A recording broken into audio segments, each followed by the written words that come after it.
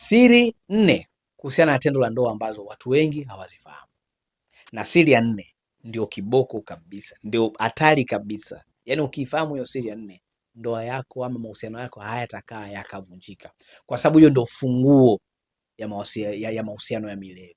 Sawa sawa. Sasa karibu na kuhakikishia, baada ya hii video hautalichukulia poa tena tendo la ndoa. Nitakupa hizi siri 4 na zitakufungua katika ndoa yako. Karibu sana, tunaomba Beki Crispin, nini Beki TV. Twende tukafahamu siri ya kwanza. Siri ya kwanza ya tendo la ndoa ambalo watu wengi hawaifahamu. Tendo la ndoa ndiyo lugha mama ya ndoa yenyewe. Yaani mtu anapokuoa usiwe na mindset ya kusema kwamba ananioa kwa sababu nina tabia njema, ananioa kwa sababu mimi ni mama bora, ama anakubali kuolewa na mimi kwa sababu mimi ni mwanaume mtafutaji, mimi ni msikivu, mimi nina heshima, mimi nina upendo wa kweli. No, anakuoa kwa sababu ya hilo tendo. Sasa pamoja na yote utakwenda kuyafuata katika ndoa, tendo ndio msingi mama wa nyinyi wawili kuonekana mpo pamoja, ndiyo lugha yenu ya kwamba wewe ni mume na mke. Ukipoteza kushiriki tendo la ndoa katika ndoa yako inaanza kuvunjika vipande, kwa maana mwanamke hatojisikia tena kupendwa ama hatakuwa na hisia tena na hiyo ndoa, kwa sababu maana ya yeye kuwa pale inapotea, na mwanaume pia atapoteza ile amu ama ile hali ya kujisikia yeye ni mume na ameoa mwanamke, atapoteza. Kwa hiyo ndani ya nyumba mtaanza kuishi kama marafiki tu au ndugu, kwa sababu vitu mnavyofanyiana, eti kwa sababu nampikia namfulia, no, hivyo vitu anaweza akavipata kokote kule. Kwa hiyo kama vitabakia hivyo ndio vitu vinavyokufanya nyinyi mbaki katika ndoa, basi ndoa yenu itakuwa ya kirafiki tu ama ya kindugu, lakini mkiendelea kushiriki lile tendo litawaleta karibu kama mke na mume. Kwa hiyo nataka niwaambieni leo kwamba tendo la ndoa ndio lugha yenu ya ndoa. Mkilipoteza kulifanya, mtapoteza maana ya nyinyi kuwa wanandoa, na mkipoteza maana ya nyinyi kuwa wanandoa, mmoja wapo ataenda nje kutafuta hiyo maana ya yeye kuwa mume ama maana ya yeye kuwa mke, na italeta mtafaruku ama migogoro katika ndoa. Kwa kuanzia leo, tendo la ndoa usilichukulie kama sehemu tu ya starehe, bali ni lugha mojawapo ya ndoa yako. Tendo la ndoa usilichukulie tena poa, kwa sababu ndio muhimili wa ndoa yenu. Hiyo ni siri ya kwanza. Twende katika siri ya pili. Siri ya pili watu wasioifahamu kuhusiana na tendo la ndoa, linawaunganisha kimwili na kihisia. Sasa watu wasioshiriki tendo la ndoa mara kwa mara, wakikaa hivi pamoja, utawagundua they are not connected, hawapo connected. Ushawahi ku experience wewe na mume, lakini huyo mume wako kama babako au kama askari, yani akirudi ndani kikombe kisivunjike, kikombe kisilie. Unakuwa unaishi katika namna ya kwamba kama unatimiza wajibu, unaishi kama mtumwa katika nyumba. Yaani wewe kama umeajiriwa mfanyakazi tu katika ile nyumba, na moja ya kazi yako ni kutoa tendo la ndoa, lakini hamna ile chemistry ya upendo. Yaani hamjaunganika kuwa mwili mmoja, kujisikia pamoja, bali mmoja ndio anajisikia. Ni kwamba mimi siku hii leo nikijisikia hamu nitakuingilia. Mimi leo nikirudi nimenuna, nyamaza. Mimi nikitaka hichi fanya. Mimi hamjaunganika pamoja. Kwa hiyo mkilifanya tendo la ndoa vizuri na kwa usahihi, litawatengenezea chemistry nzuri ama bond, tunaita bond, si ndio? Muingiliano wenu wa kimwili, maelewano yenu ya kimwili na kihisia pia. Sio, nielewa. Unaanza kuwa na hisia za upendo kwa mumeo ama kwa mkeo, kitu ambacho watu wengi wakifahamu. Sio wote walikuwa katika ndoa na hisia za upendo, wengine wapo tu kama kutekeleza wajibu. Yani nimeolewa, basi wajibu wangu ni 1 2 3. Lakini zipo ndoa ambazo watu wameingia katika ndoa kwa upendo, kila kitu wanachokifanya wanajisikia vizuri. Mume wangu karudi nyumbani, najisikia vizuri kumuona mume wangu nyumbani. Natamani mume wangu arudi nyumbani mapema, anajisikia vizuri kumuona mume wake karudi nyumbani mapema. Natamani kurudi kwa mke wangu mapema, anajisikia vizuri kurudi kwa mke wake mapema. Kwa nini? Akiwa na mke wake anajisikia vizuri. Mnaunganika kimwili katika namna ambayo mwanamke sometimes anaangalia TV, anaweza akaja ukampakata. Mpo ndani tu normal, umempakata, mnaangalia TV. Mara wakati mnakula umemlisha, mara umemvalisha nguo, mara kafanya kituko hichi. Kwa hiyo mnakuwa mpo uhuru katika namna ile ya kwamba ndo anakuwa rafiki yako, ndo anakuwa shoga yako, ndo anakuwa mbea mwenzako. Yani mnaweza mkakaa mkajadili umbea, mnaweza mkakaa mkajadili swala la maendeleo, mkacheka, mkafurahi pamoja. Hayo ni matokeo ya kufanya tendo la ndoa. Uyamkilo unatamani wewe na mumeo muwe kama marafiki. Uweze kumuona mumeo ni mtu wa kawaida. Uweze kumuona mumeo ni mtu unaweza ukamtania. Mumeo ni mtu unaweza ukampakata. Mumeo ni mtu unaweza ukamlisha chakula kwa mdomo. Mumeo ni mtu unaweza ukamkumbatia. Mumeo ni mtu unaweza ukamtekenya. Mumeo ni mtu unatamani. Sasa hayo matokeo hayaji tu kwa sababu mwanaume tu ndio yuko namna hiyo. No, hayo matokeo yanakuja kama tendo la ndoa mtakuwa mnalifanya mara kwa mara ama mnalifanya kwa usahihi. Sio, ushanielewa eh? Kwa hiyo faida ya pili ya tendo la ndoa ambalo watu wengi walifahamu, linawatengenezea chemistry, bondi la kuelewana kihisia na kuelewana kimwili. Lakini pia kihisia na kimaanisha kwamba yeye pia atajali hisia zako. Kuna ile moment inafika mwanaume hajisikii kufanya tendo la ndoa, lakini anaamini nimepitisha siku 2 sijafanya tendo la ndoa na mwenzangu anaweza kawa na nyege. Yuko tayari kukupa tendo la ndoa kuhakikisha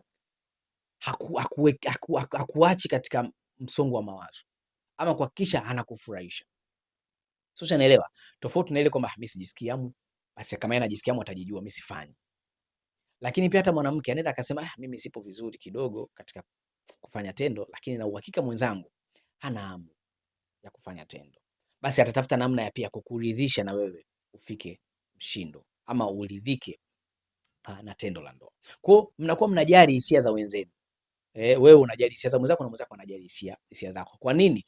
Chemistry yenu, bond yenu imekuwa kubwa kiasi mnafahamiana. Hiyo ni siri ya pili ambayo watu wengi hawaifahamu kuhusu tendo la ndoa. Kwa hiyo leo kama unadhani hauna chemistry na mwenzako, mnakosa maelewano mazuri, mnakosa kushirikiana vizuri, unajisikia uoga na mwenzako, hamna furaha katika ndoa yenu, si unajua, shirikini tendo la ndoa ipasavyo na utaona mtaanza kurelease kuwa sawa tu katika mahusiano, mtafurahi, mtacheka pamoja, mtataniana, mtakuwa marafiki na kadhalika. Hiyo ni siri ya pili.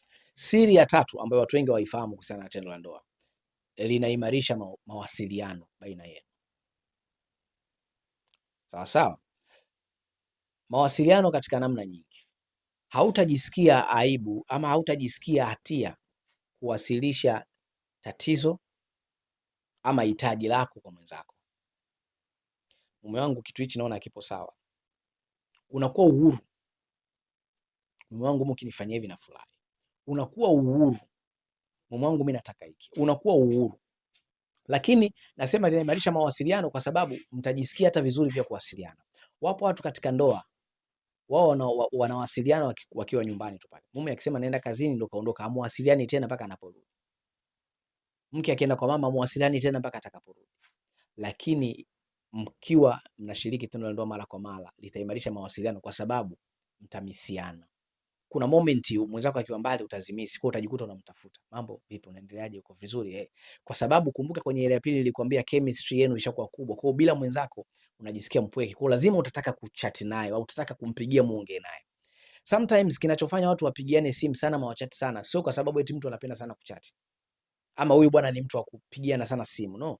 Sometimes ile chemistry mlioijenga, bondi mlioijenga ndio inamfanya mwenzako akiwa mbali ya kumisi. Mtu asiokupigia simu ama asiokutafuta kwa message, manake hata usipokuepo haoni hiyo gap ya wewe kutokuepo. Sio, unaelewa? Kwa atakupigia simu kwa sababu atakumisi. Na ile ya kumisi lazima muende kwenye ile ya pili, inatengenezaga chemistry tendo la ndoa. Kwa hiyo linaimarisha mawasiliano katika hii faida ya 4 ya 3 ambayo watu wengi hawajui. Kwamba inaimarisha mawasiliano. Mtakuwa na mawasiliano mazuri sana. Si unanielewa? Na mawasiliano mazuri simaanishi tu kwamba ile kutafutana, lakini pia hata pale mtakapogombana ni rahisi nyinyi kwa mnaelewana. Kwa sababu kumbuka nilishakwambia chemistry yenu na bondi yenu iko vizuri. Kwa hiyo mtajikuta tu mnaendana. Watu wanasema wanaachana pale, amwachani wale. Wanaachana kesho, amwachani. Kwa kilichotokea hawezi kurudiana wale. Sasa hizi sio siri za upendo tu. Hizi ni siri za tendo la ndoa. Watu wengi wanafikiri upendo ndio kila kitu. Hapana, upendo ni flame tu, lakini ndani ya hiyo flame ndio kuna vitu kama hivi vya tendo la ndoa. Sawa? Kwa hiyo ni faida ya 3 ya tendo la ndoa. Litaenda kuimarisha mawasiliano yenu. Faida ya 4 na ya mwisho ambayo hii ndio inabidi unisikilize kwa makini sana. Faida ya 4 kuhusu tendo la ndoa ambalo watu wengi hawaifahamu, ndio tiba ya migogoro katika mahusiano. Sasa kama wewe mahusiano yako yamejaa migogoro, mahusiano yako yamejaa matatizo, mahusiano yako hayana amani, ndoa yako haina amani, ndoa yako ni vurugu kila kukicha, nikwambie, tumia tendo la ndoa kama tiba. Usitafute sio mshauri nani, no. Tumia tendo la ndoa kama tiba. Kuna watu wanatumia tendo la ndoa kama tiba, nadhani nikizungumza hivyo wananielewa. Sawa sawa. Tumia tendo la ndoa kama tiba kwa namna gani? Kuna wakati mnafikia migogoro kiasi cha kwamba hata kukaa chini kuzungumza hamwezi. Kila mtu anapita njia zake. Njia nzuri ya kuwarudisha kuwa pamoja ni tendo la ndoa. Mfano, mke wako anaongea sana, mmegombana, makelele ndani ya nyumba, muelewane, hataki kukusikiliza. Tumia nguvu. Usijali, nisikize vizuri. Tumia nguvu kumkamata. Atakukuruka vue chupi. Atakukuruka iingiza.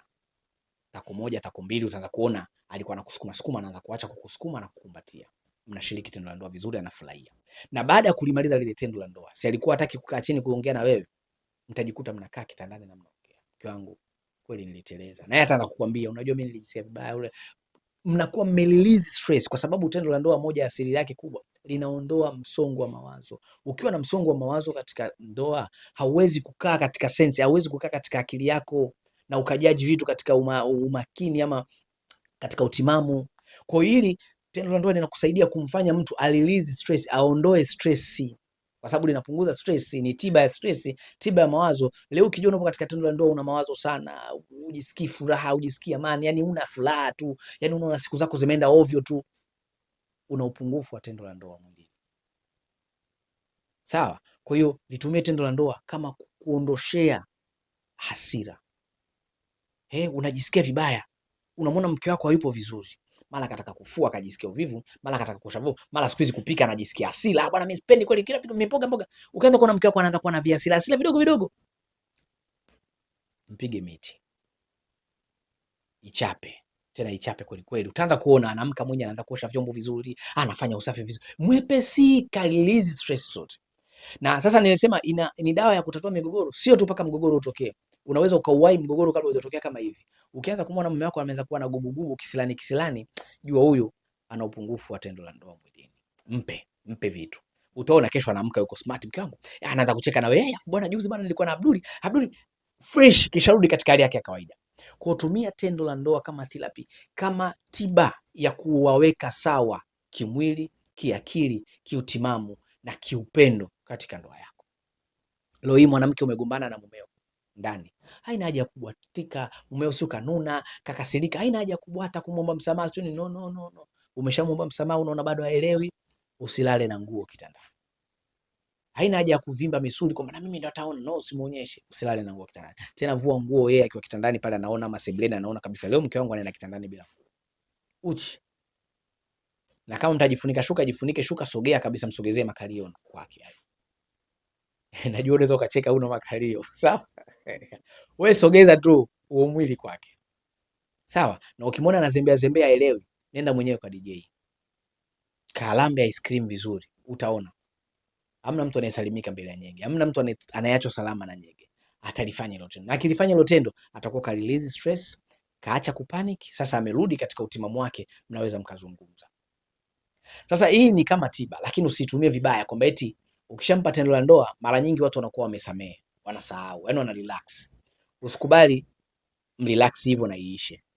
Bali hiyo itumie kama kumrudisha katika utimamu wake, ili muweze kulizungumza tatizo na kulitatua. Susha nifahamu Nadhani watu wanaotumia hii njia watakuwa wananielewa. Kama pia ushawahi kutumia hii njia ya kumpa mwenzako tendo na hasira zake zikaisha ama ugomvi ukaisha, niandikie hapo kwenye comment kama ushuhuda, ili wengine waamini kwamba hilo jambo linatokea. Lakini wewe kama hujawahi, nimekupa hii siri. Tendo la ndoa ni tiba ya migogoro katika ndoa yako. Kuanzia leo tumia tendo la ndoa kama tiba. Sio lazima utafute ushauri. Kuna matatizo mengine ni watu tu wana upungufu wa tendo la ndoa mwilini. Wape, watakuwa wako sawa. Sawa. So natumaini video imekusaidia sana na imekupa kitu kipya ama mwangaza mpya katika ndoa yako, katika mahusiano yako. Nini uende kukifanya kuweza kudumisha mahusiano yako, kuimarisha mahusiano yako, na nini usipokifanya kinaweza kikavunja mahusiano yako. Nimekuambia siri nini ambazo watu wengi hawazifahamu kuhusiana na tendo la ndoa. Zichukue hizi siri na uende ukazitumie katika ndoa yako kuweza kuimarisha ndoa yako. Kama hii video imekusaidia, naomba uniandikie kwenye comment video imekusaidia katika namna gani, kitu gani unaenda kubadilisha katika ndoa yako, kitu gani unaenda kukifanya katika ndoa yako. Lakini pia usiache kusubscribe, kulike na kucomment. Sawa. Ili unaposubscribe nikipost video zangu nyingine, wewe unakuwa kwanza kuweza kuziona. Sawa. Nashukuru sana kwa pamoja na mimi. Hii ni Mbeki TV na ulikuwa na mimi Mombeki Crispin. Mwanzo ama mwisho wa video hii ndio mwanzo wa video nyingine. Sasa tukutane katika video nyingine inayofuata, tuendelee kujifunza pamoja. Kama una matatizo na changamoto, unahitaji ushauri, nicheki kwa namba yangu ya simu 0659152333. Nicheki kwa WhatsApp tu, ndio uwaga niko available wakati wote. Hadi wakati mwingine tena tukutane katika video inayofuata. Bye bye.